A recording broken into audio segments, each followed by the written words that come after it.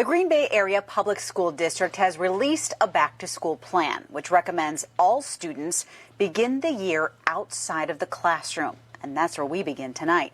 NBC 26's Matt Jarko joins us live from Green Bay with a closer look at the details inside this plan and what it means for students. Matt?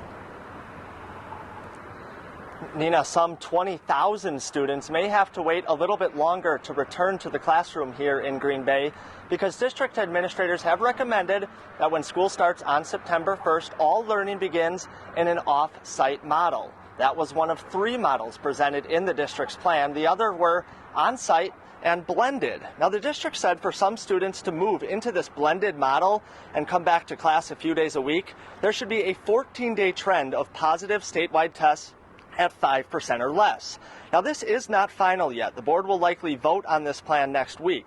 When we talked with the district superintendent earlier this week, he said safety is the first and foremost priority. So any decisions that we make, the context is going to be, will this be safe for students and staff? Now, this is not what we have seen through much of Northeast Wisconsin. Several other districts have released plans that would welcome students back to the classroom. The days are counting down, and on September 1st, 33 days from today, a new school year begins. You have to make a plan at some point. District by district plans are coming out. Schwabenon, Appleton, Kimberly, and more. We only have 3 or 4 weeks left. So, making major changes at this point is really not an option. Many districts are giving families the option to continue learning online or return to the classroom. Some are mixing both. In Appleton, for instance, older students will likely be in the classroom a few days a week. And districts are also letting students transition back to online learning if the pandemic worsens.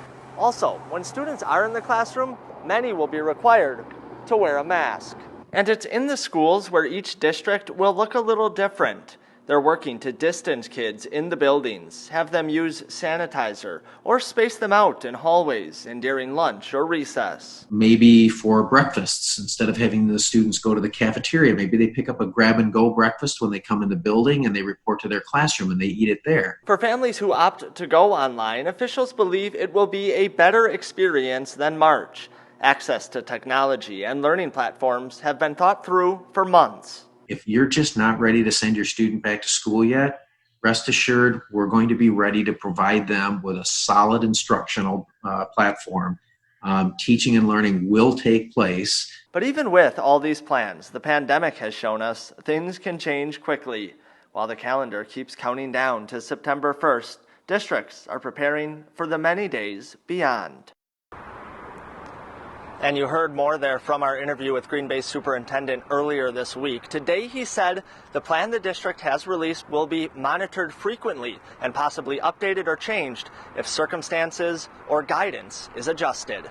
In Green Bay, Matt Jarko, NBC 26.